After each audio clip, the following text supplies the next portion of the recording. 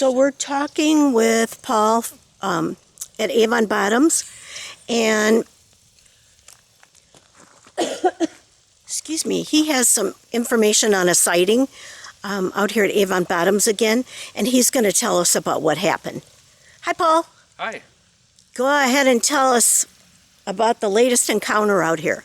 Well, personally, I haven't seen anything in a lot of years, but a friend of mine from a local tavern had a little sit down the other night, and he was telling me about an experience he had out here about a month ago. And the date is now. Currently, we're at October 9th, Okay. 2019, and I think he's talking loud enough. Maybe talk a little louder. okay. Sorry. And then we were conversating about hunting and fishing, and he goes, "Man, I had the weirdest thing happen to me, scariest thing happen to me out in Avon Bottoms." So without telling him what I've had happen to me out in Avon Bottoms, I said, "Okay, go ahead. What happened?" Well, him and his girlfriend about a year ago were out on the river, and they kept hearing noises and branches breaking, and it sounded like somebody throwing big rocks in the river.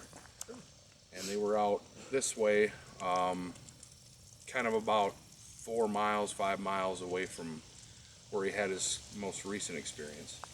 So he's kind of familiar with the weirdness of Avon Bottoms, and a lot of people talk about ghost stories and UFO sightings and Dogman sightings, of course. So he had never really heard anything about the Dogman stuff. And when we were talking about his most recent experience, he had said that they were on Nelson Road by the bridge, and they were down the path, and that used to be the old Nelson Road. They redid it half a century ago. And then probably around sunset, they were kind of getting ready to pack stuff up. They were fishing maybe, from what it sounded like, maybe about 100 yards down the trail, not far from the road. And it started to get dark, and all of a sudden there was like no noise in the woods, no sound whatsoever. He said my ears were ringing, it was so quiet. And you could feel the hair standing up on your neck and all over your body, goosebumps. So they just had a really bad vibe, almost like something was watching them or something wasn't right. So they started, getting all their poles and gear and started to walk back, and that's when they started hearing noises in the woods. And he said it sounded like there was a noise here, then a noise over here, then a noise over here, and it sounded like coyotes yipping. And then they started hearing growling noises, like snarling, and he freaked out, and his girlfriend freaked out, and they started running back to the car. He said at one moment, all they had was a lantern, but he said at one moment he looked back and he could see them up in the trees. They weren't running through the woods, they were going from tree to tree, and he figured there was at least 2 or 3 of them. Just jumping from tree to tree? From tree to tree, and their eyes were reflected, and they were large. He thought he's like, I don't know, they were like gorillas. That was his comparison. And I went white as a ghost, and I'm like, I got to show you something. So I got online, showed him our videos, showed him a lot of the stuff that Linda did, all the Dogman stuff that I could muster up, and he just said, holy shit, I think that's what I saw. I'm pretty sure that's what we saw. I'm never going out there again. And I said, this hasn't happened to me. This happened to me like 7 years ago, the last time it happened. And prior to that, it was about 7 years from the first time it happened. So I don't know, I have this theory, maybe it's cyclical, like cicadas, like every 7 years, this thing just keeps popping up out here.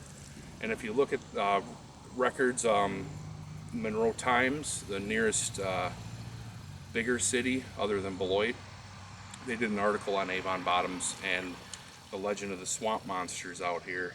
When was that? Back in 2000, I think. Oh. They covered sightings that have been happening even into the 90s.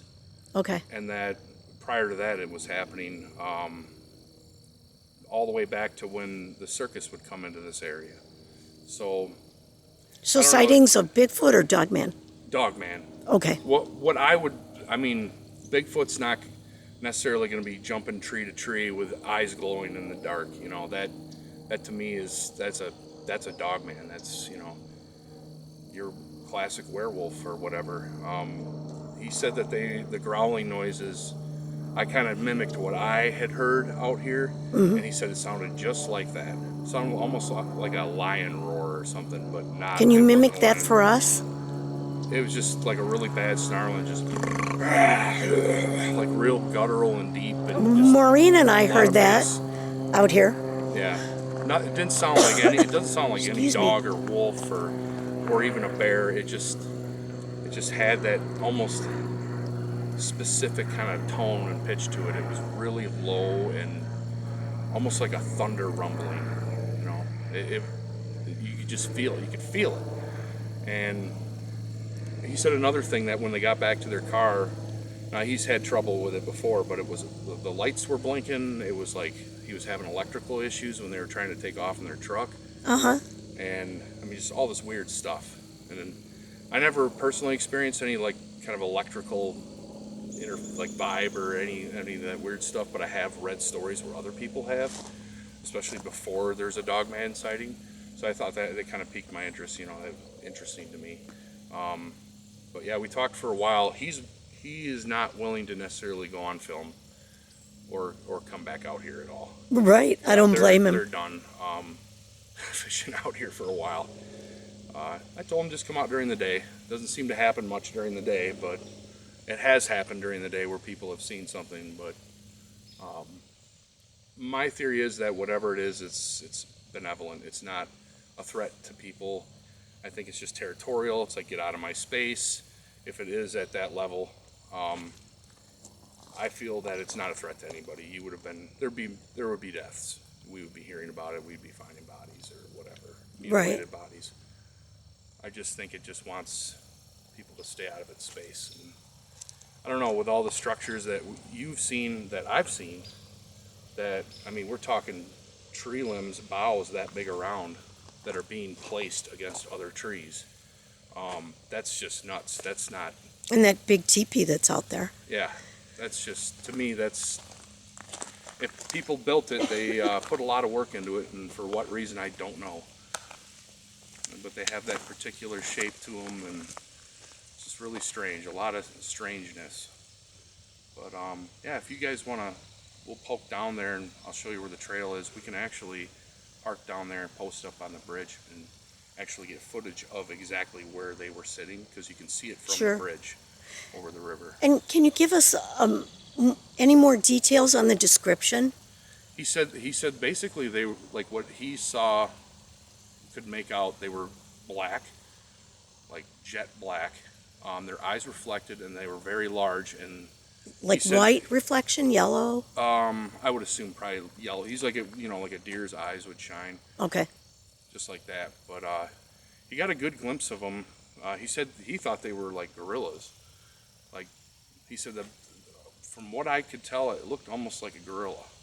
Except And I they asked him had about tall the ears. Yeah. and a snout, and he's like, well, I couldn't really make any of that out. But yeah, it's always kind of like, it seems convenient that we cannot get a good solid look at them. And to me, I've often thought maybe they're like a ghost. Like they can't really be seen. They can't be caught on film. They just, maybe they're interdimensional beings. Who knows? I mean, anything's possible, right? Yeah. I mean, I try to keep my feet on the ground about all of it and think, maybe there is a cryptid out here that we haven't discovered yet. And, a breeding population throughout the southern tier of the state, or the Midwest even, given all the sightings. So, I mean, to me, that's pretty probable. I mean, it could happen. Now, did you tell me that they thought it looked very human? Yeah. To him, it seemed almost like, he said it was more ape-like, or like almost human-like. Their form, their like physicality. Mm-hmm. But yeah, he couldn't put a description on a comparison to what it looked like. but they were like communicating with each other some way or something. They with their growls and it was like he said they were like yipping, like a cat, like yip yip, like that. And I thought that was strange. But, Yeah. You know, he said there was at least 2, if not 3 of them. Oh, wow. And they were literally like he saw them go from one tree to another, and then just, he's running Yeah. with all his gear trying to get back. But he got to look at it. My buddy Mike got to look at what we saw that one night in the same exact spot where they were. Oh, really? Yes. Well, that's where Maureen and I walked in. Growling. Yeah.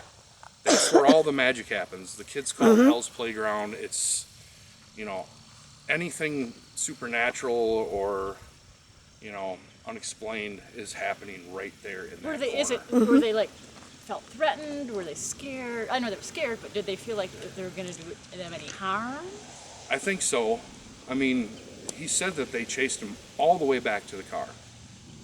And they got in and whoosh, they jetted right away. No ifs, ands, or buts.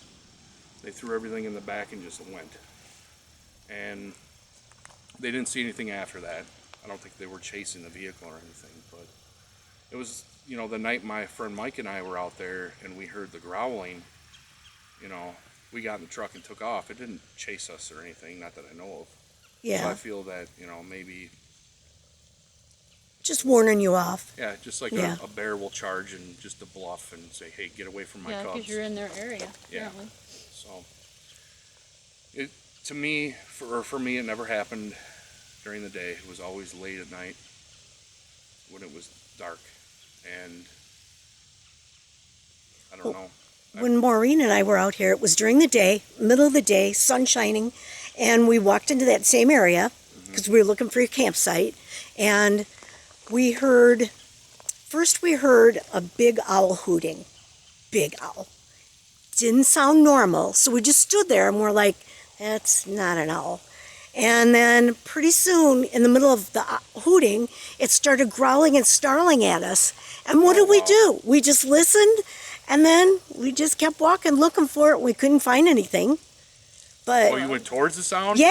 Oh, Lord. Yes. Why not? That's what you're here Yeah. for. Yeah. Yeah. I mean, it was during the middle of the day, and she had a rifle, and we were armed, and, not that that's going to stop anything. I'm more afraid of humans than I am Bigfoot or Dogman. Same here. Yeah. But the Dogman was seen right across the river on the opposite side, 3 of them by Katie's aunt in Monster Quest. And I know you guys had your own experiences out here, 2 of them, and those are already recorded, those experiences.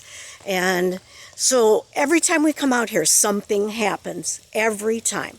Because Diane and I were out here, and it was after dark, and we set up a predator call in that parking lot down there. Oh, okay. But we had it on a string, so we wouldn't have to get out and bring it in because we would be too scared after we called something in. And she said that, I was watching an orb across the river sitting on the banks. It was just the size of a basketball, white orb. And then there were like sparkly lights next to the car. And then we saw something dark, big and dark, standing next to the vehicle. And she said she told me that, and I didn't hear her tell me that, or I would have ran. Oh, I mean, I would have said, we got to go. I think they just make their presence known enough to, Get you out of there. yeah, Yeah. not too, I mean, never had one jump on my car yet. No, or shake the car. Although I think we did have one kind of rock our car one time up by the Bigfoot Woods, but otherwise, no. Nothing on the vehicle, but yeah, it's only a matter of time if you're sitting out here, because another time we were out here with some other people and they could hear bipedal footsteps coming up to the vehicle. It was after dark again, and but then the driver jumped out and started flashing his spotlight across the river, and it was just raccoons across the river, but something was coming up to the vehicle and it stopped the minute he jumped out, of course, so we never saw what that was. But there is wood knocks, there's like bongo drumming going on out here. There's something, every time we come out here, something happens. Every single time. And so I know there's stuff out here, I just don't know. Bigfoot and Dogman, I think. And then some. Yeah. Like, it's just, Oh, yeah, to you never me, know. You know, I just had a conversation with somebody the other day about the Fae. We were talking about, you know, fairy folk and all that, and, you know, I have Irish background, and I mean, a lot of that stuff is really interesting to me. But, we talked about the possibility of, you know, anything could be out here. And my thing is, you know, either this is a cryptid, something we haven't discovered, like haven't been able to, you know, gather evidence for yet to, you know, prove that their existence. But, you know, who's to say that maybe they're like shadow creatures or demons or, you know, troubled souls. Yeah, who knows, right? Well, we're going to go over to the spot where the sighting occurred and show you that, so we're going to shut this off for now.